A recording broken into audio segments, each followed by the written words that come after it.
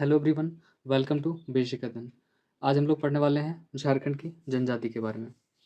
तो सबसे पहले जानते हैं कि झारखंड में कुल 32 जनजाति है और उनमें से जो सर्वाधिक जनसंख्या है वो संथाल की है। तो हम लोग सबसे पहले संथाल के बारे में पढ़ेंगे और हम लोग कोशिश करेंगे कि इससे आने वाले जितने भी सारे प्रश्न हैं वो इस वीडियो से कवर अप हो सके। तो आइए स्टार्ट करते हैं बिना टाइम को वेस्ट किए हुए। सबसे पहले हम लोग जानते हैं कि इसमें इसका कुछ समरी देख लेते हैं ताकि इससे हम लोग क्या क्या पढ़ने वाले हैं। तो सबसे पहले हम लोग क्या पढ़ेंगे, महत्वपूर्ण तथ्य पढ़ेंगे, जो इंपॉर्टेंस फैक्ट आते हैं हम लोग पहले उसको देखेंगे। फिर है समाज और संस्कृति के बारे में जानेंगे कि संथाल का समाज और संस्कृति क्या है। फिर हम लोग जानेंगे इसका इकोनॉमिक्स के बारे में कि इसका जो आर्थिक व्यवस्था है, आजीविका है, वो कैसे चलता है मैक्सिमम। फिर हम लोग देखेंगे धार्मिक व्यवस्था यानी इसका जो रिलीजियस व्यू है इनका वो क्या है। फिर देखेंगे शासन व्यवस्था यानी कि ये अपने क्षेत्र को रूल कैसे करते हैं वो देखना है। फिर है नेक्स्ट है भाषा संबंधित जानकारी, यानी कि अगर जनजाति है तो इनकी कोई ना कोई अपनी भाषा है, तो इनकी जो भाषा संबंधित चीज़ें हैं हम लोग यहाँ पे देखेंगे। फिर है नेक्स्ट संथाल साहित्य, यानी इस साहित्य से संबंधित जितनी भी सारी चीज़ें हैं जो संथाल भाषा से है, तो हम लोग इसको यहाँ पे भी डिस्कस करेंगे। फिर नेक्स्ट है चित्रकला, यानी इसकी अपनी कोई ना कोई ड्राइंग कला रही होगी, हम लोग उसको भी यहाँ पे डिस्कस करेंगे। नेक्स्ट है लोकगीत एवं नृत्य, यानी कि इनकी अपनी कोई ना कोई गीत होगी और नृत्य भी होगा, तो हम लोग इसको यहाँ पे देखेंगे। नेक्स्ट है प्रमुख पर्व और फिर है सजा। ठीक है, तो हम लोग इतनी सारी चीज़ों को यहाँ पर डिस्कस करने वाले हैं, तो आप एकदम अ, थोड़ा सा सब्र रख करके देखिएगा। अगर आप वास्तव में तैयारी कर रहे हैं और अगर आप किसी भी चीज़ों को पढ़ लिए हैं, मान लेते हैं कि आपने झारखंड को कंप्लीट कर लिया है, तो कोई बात नहीं है, आप इस वीडियो को रिवीजन के तौर पे देख सकते हैं। और जो लोग नहीं पढ़े हैं उनके लिए तो मस्ट मस्ट वेरी मस्ट है ये। आप जितनी बार भी देखेंगे बहुत ही आपको अच्छा लगेगा और आप अच्छे से चीज़ों को सीख पाएंगे। तो ठीक है, स्टार्ट करते हैं। सबसे पहले इसका देखेंगे इंपॉर्टेंस फैक्ट क्या क्या है, देख लेते हैं। भारत की तीसरी बड़ी जनजाति है। ठीक है, ये भारत की तीसरी बड़ी जनजाति है। प्रथम गौंड है, दूसरी भील है। फिर नेक्स्ट है झारखंड की सर्वाधिक जनसंख्या वाली जनजाति है ये। ठीक है, संथाल।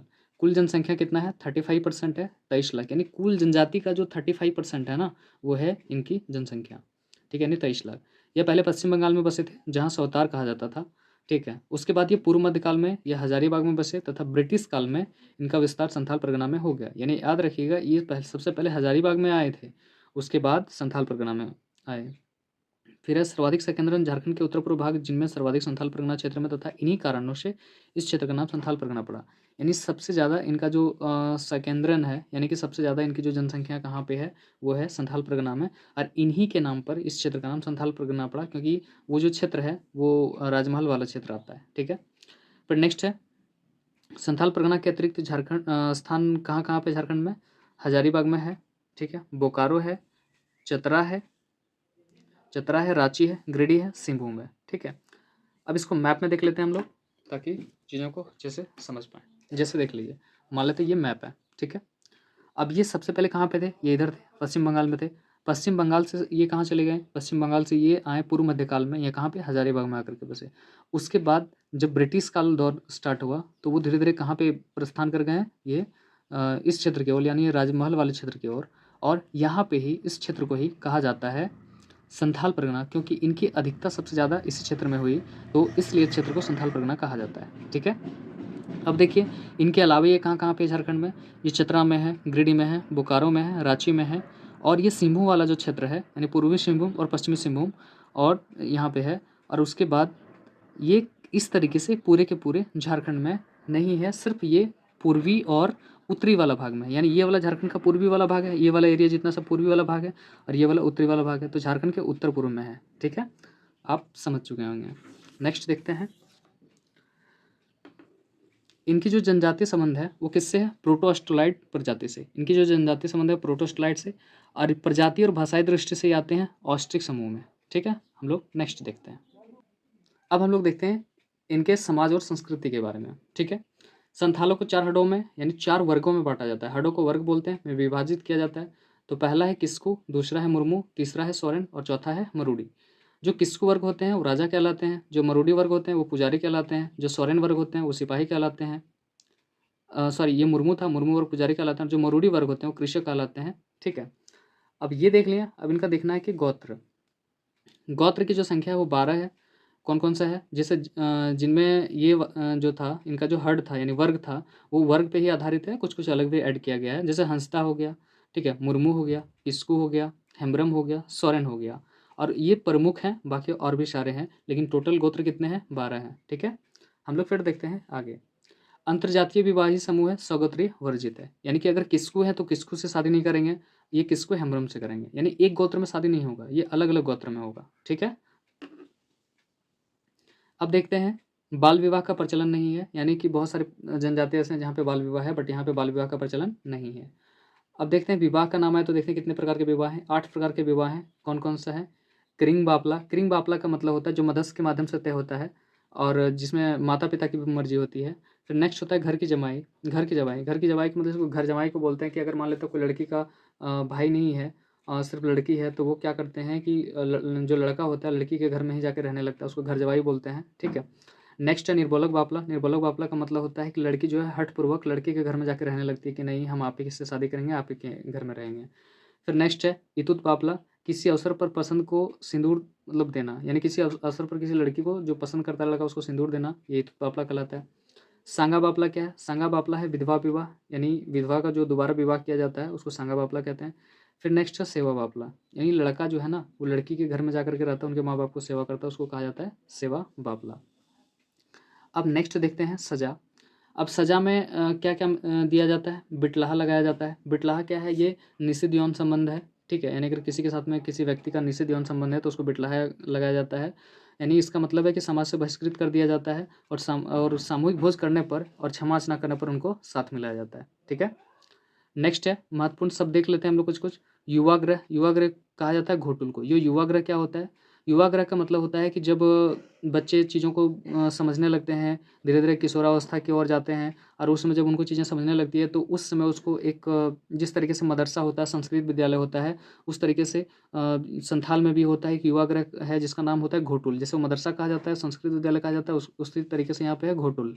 ठीक है, तो वहाँ पे संस्कृति के बारे में बताया जाता है, समाज के बारे में समझाया जाता है। ठीक है, और विवाह किसे कहा जाता है, विवाह बापला को बुलाया जाता है विवाह। फिर है वधू मूल्य, वधू मूल्य को पौन कहा जाता है, यानी कि जैसे कि लड़का पक्ष वाला कुछ ना कुछ लड़की पक्ष वाले को देते हैं, उसको वधू मूल्य कहा जाता है। ठीक है, उसको पौन कहते हैं।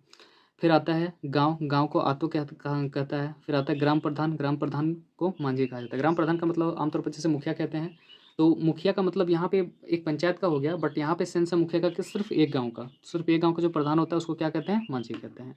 अब हम लोग नेक्स्ट देखते हैं।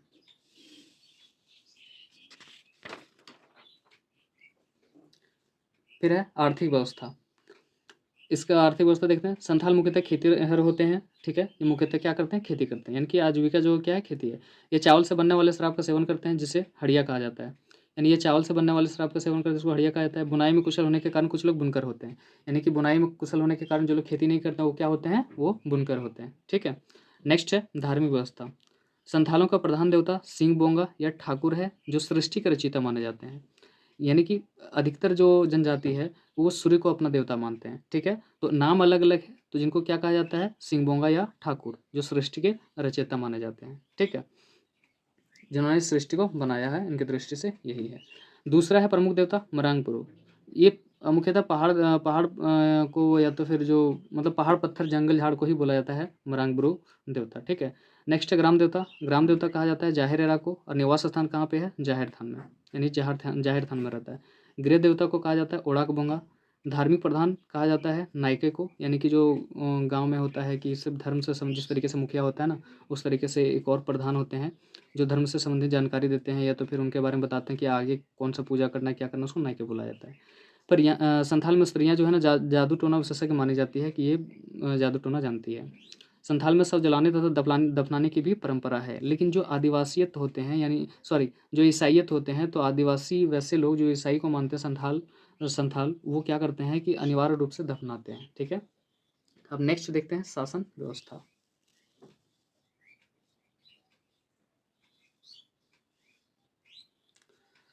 संथाल शासन व्यवस्था को मांझी परगना शासन व्यवस्था कहा जाता है। बचपन से ही नियमों तथा उपनियमों की सीख प्रदान की जाती है।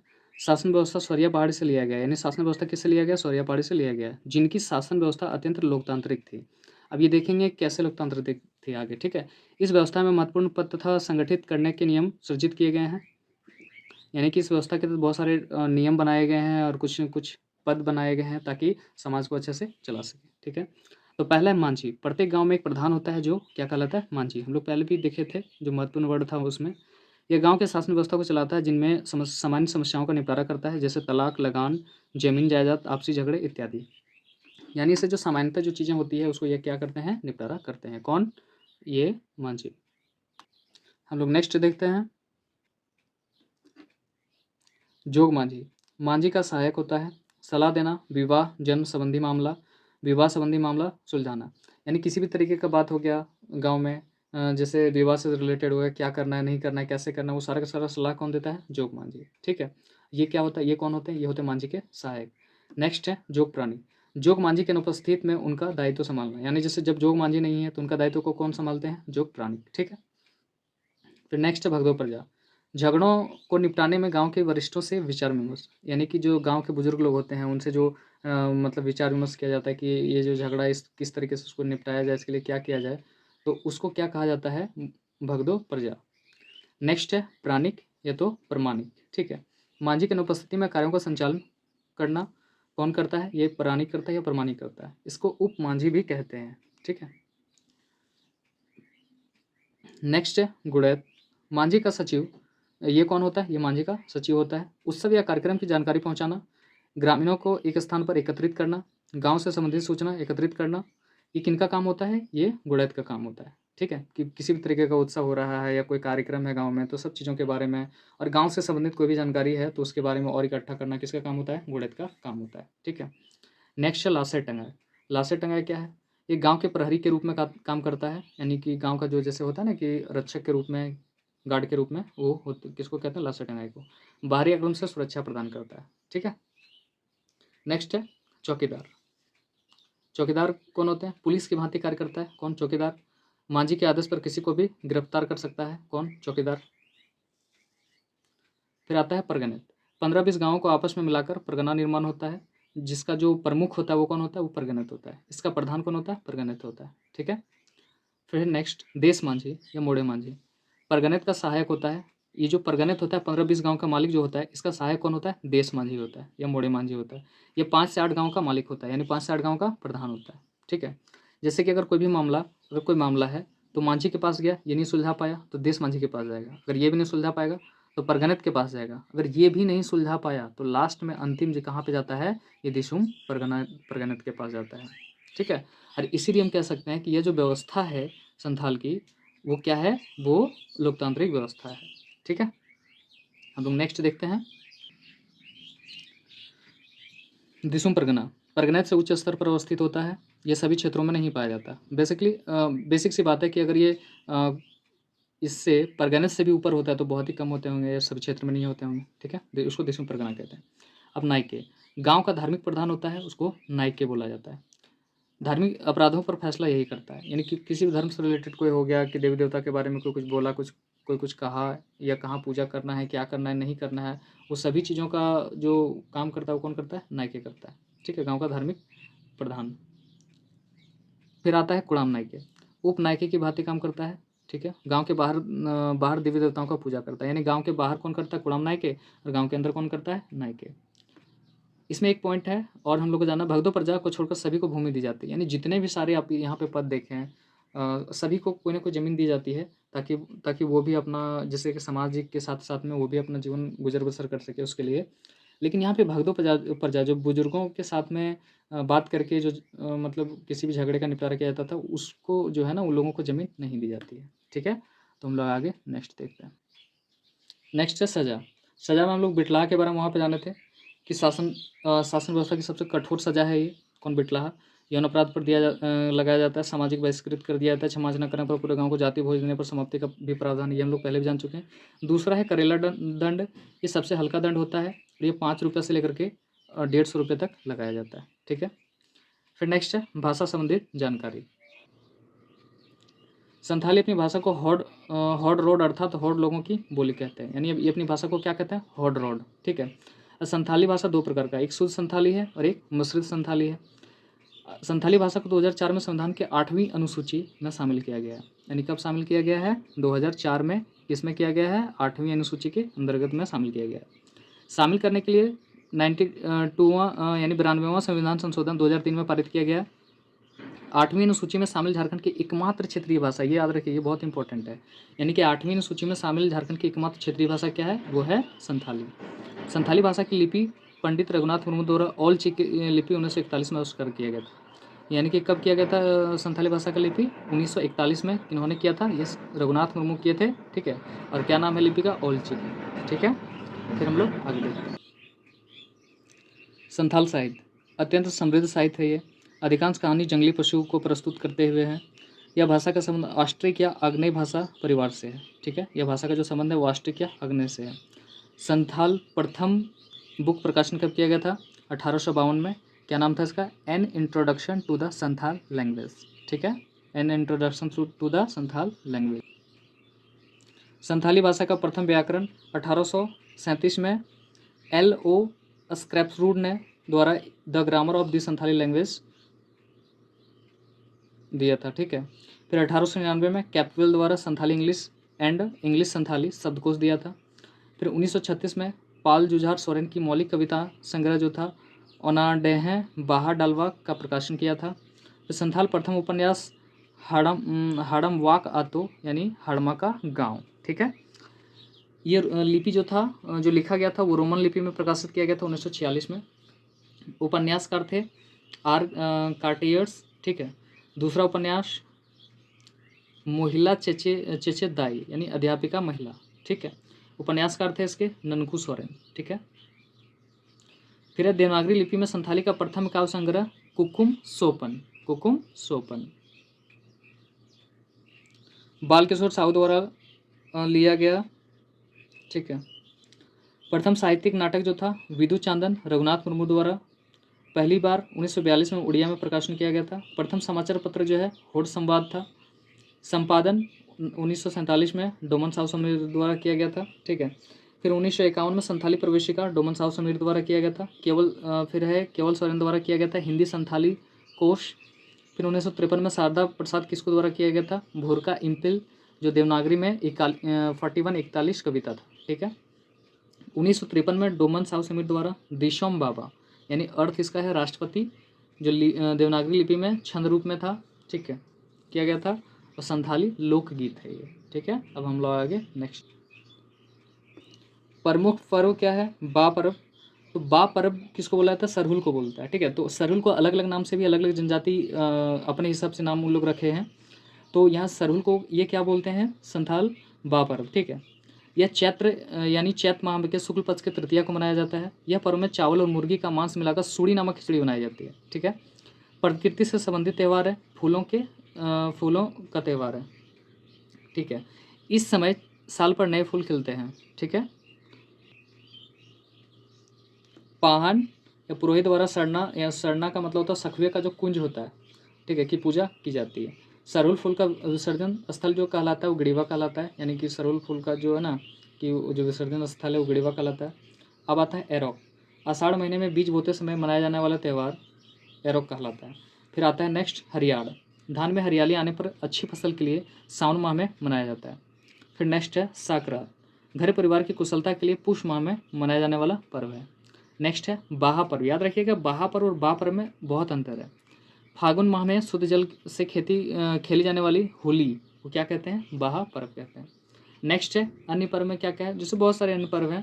कर्मा हो गया, बंधना हो गया, हरियाड़ तो है ही, जापाड़ हो गया, सोहराई है।